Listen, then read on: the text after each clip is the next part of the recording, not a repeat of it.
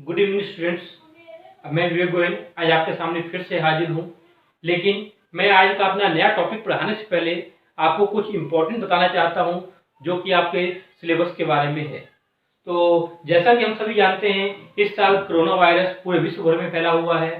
तो इन सब की वजह से सीबीएसई ने भी आपके सिलेबस को ध्यान में रखते हुए, आपकी पढ़ाई को ध्यान में रखते हुए एक बहुत बड़ा महत्वपूर्ण कदम उठाया है। तो महत्वपूर्ण कदम क्या है, आपके सिलेबस में क्या क्या बदलाव किए गए हैं, आज मैं सबसे पहले आपको उसके बारे में बताऊंगा। तो मैंने अपने पहले लेक्चर में आपको बताया था कि सीबीएसई ने क्या क्या सिलेबस अपडेट किया था, लेकिन उसमें मैं आपको थोड़ा और ज्यादा रोशनी देना चाहूंगा और बताऊंगा सीबीएसई ने जो सिलेबस अपडेट किया उसमें क्या क्या रिडक्शन किया गया। टॉपिक के साथ साथ आपकी बहुचर्चित book doctor T S Grewal और डॉक्टर मिस्टर आर के खोसला की बुक कीपिंग एंड अकाउंटिंग में क्या सिलेबस रिड्यूस किया गया है उसके बारे में बताऊंगा। तो आपका पूरा सिलेबस 4 यूनिट में डिवाइडेड है। पहली यूनिट है पार्टनरशिप, दूसरी यूनिट है कंपनी अकाउंट, तीसरी है नॉट फॉर प्रॉफिट ऑर्गेनाइजेशन और चौथी है एनालिसिस ऑफ फाइनेंशियल स्टेटमेंट और इसी के ऑप्शन में है कंप्यूटराइज्ड अकाउंटिंग। तो मैं बताऊंगा कि सिलेबस में सीबीएसई ने क्या क्या चेंजेस किए हैं, क्या रिडक्शंस किए हैं। तो सबसे पहले मैं स्टार्ट करूंगा पार्टनरशिप अकाउंटिंग से। तो पार्टनरशिप में पहला चैप्टर आपका आता है फंडामेंटल ऑफ पार्टनरशिप, पार्टनरशिप का बेसिक कॉन्सेप्ट्स।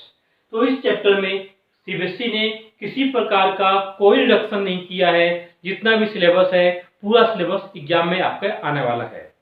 फिर आपका सेकंड टॉपिक था वैल्यूएशन ऑफ गुडविल। इसमें मैंने आपको पहले बताया है there are 5 methods of valuation of goodwill. तो वो सारे मेथड्स आपको पढ़ने हैं। इस चैप्टर में भी सीबीएसई ने किसी प्रकार का कोई चेंजेज नहीं किया है। अब मैं बात करूंगा रिकॉन्स्टिट्यूशन ऑफ पार्टनरशिप फर्म, और रिकॉन्स्टिट्यूशन के अंदर आपको 4 चैप्टर्स पढ़ने थे। तो पहला था change in profit sharing ratio. Change in profit sharing ratio से सीबीएसई ने रिड्यूस किया है कैपिटल एडजस्टमेंट। जो कैपिटल को एडजस्टमेंट करते थे पार्टनरशिप फर्म का रिकॉन्स्टिट्यूशन करते समय, उस कैपिटल एडजस्टमेंट को सीबीएसई ने सिलेबस से हटा दिया है। और इस टॉपिक के हटने के साथ साथ आपकी बुक टीएस ग्रेवाल से 2 क्वेश्चन सिलेबस से हटे हैं, क्वेश्चन नंबर 28 और 29।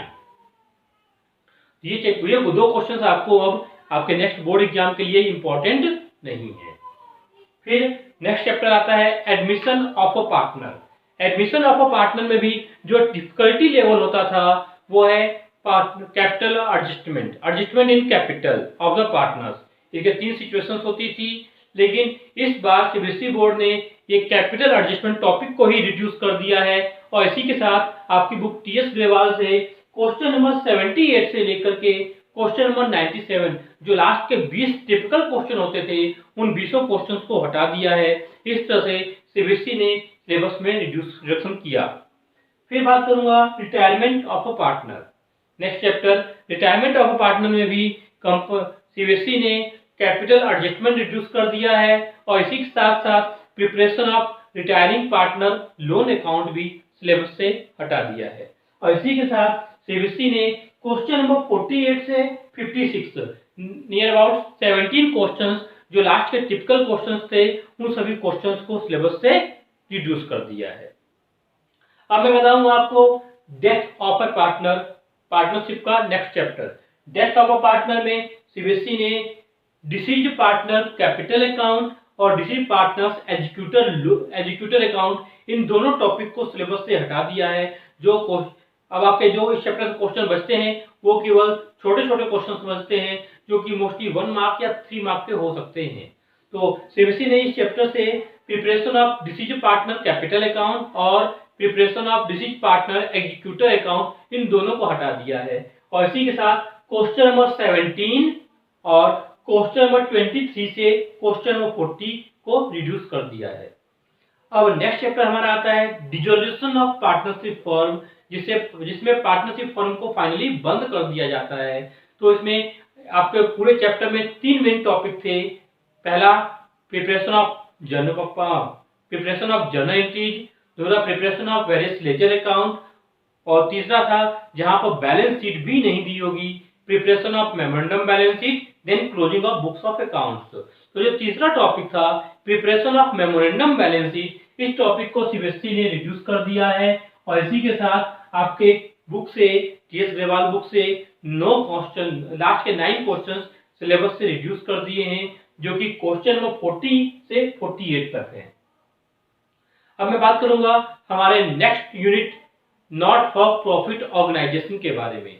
तो इस यूनिट में नॉट फॉर प्रॉफिट ऑर्गेनाइजेशन के, ये यूनिट 10 मार्क्स की आपके सिलेबस में होती है और इस यूनिट में सीबीएसई ने किसी प्रकार का कोई चेंजेज नहीं किया है। फिर आपका बात करता हूं यूनिट 3 कंपनीज के बारे में, कंपनीज अकाउंटिंग।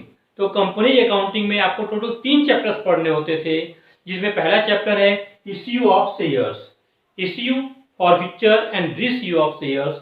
इस चैप्टर में सीबीएसई ने किसी प्रकार का कोई रिडक्शंस नहीं किए हैं। फिर आपका नेक्स्ट चैप्टर आता है इश्यू ऑफ डिवेंचर। तो डिवेंचर का इशू करना, ऋण पत्र को इशू करना, इस चैप्टर में भी सीबीएसई ने कोई सिलेबस रिडक्शन नहीं किया है। और इसके बाद नेक्स्ट चैप्टर आता था रिडम्पशन ऑफ डिवेंचर। तो सीबीएसई ने इस बार इस topic, share capital topic, company chapter accounting topic से एक पूरा चैप्टर ही डिलीट कर दिया है, वो है रिडम्पशन ऑफ डिवेंचर। इस चैप्टर से अब आपको कोई भी टॉपिक, कोई भी क्वेश्चन रिलेवेंट नहीं होगा, ये आपके बोर्ड एग्जाम के अकॉर्डिंग। फिर उसके बाद नेक्स्ट टॉपिक आता है आपका थर्ड वॉल्यूम, वो होता है एनालिसिस ऑफ फाइनेंशियल स्टेटमेंट और कंप्यूटराइज्ड अकाउंटिंग।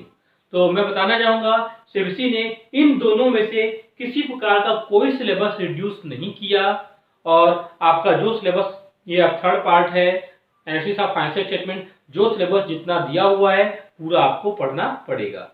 इस प्रकार सीबीएसई ने ओवरऑल मेरे हिसाब से जो डिफिकल्ट क्वेश्चन आते थे, जो डिफिकल्टी लेवल क्वेश्चन आते थे, उन डिफिकल्टी लेवल्स को रिड्यूस करके अपने स्टूडेंट्स को बहुत ज्यादा उम्मीद दी है ताकि वो इस बार बोर्ड एग्जाम में अच्छा स्कोर कर सकें। और आशा करता हूं आपको ये इंफॉर्मेशन बहुत रिलेवेंट लगी होगी और आपके बहुत ही काम आएंगी आपके इस साल बोर्ड की स्टडीज करने के लिए। और इसी के साथ मैं आपको धन्यवाद देना चाहूँगा कि आपने मेरे पूरे बातों को सुना और आगे भी सुनते रहेंगे। इसके लिए मैं आपको एक ही इन्फॉर्मेशन दूंगा कि आप मेरे यूट्यूब चैनल्स को कृपया लाइक करिए, सब्सक्राइब करिए एंड शेयर करिए।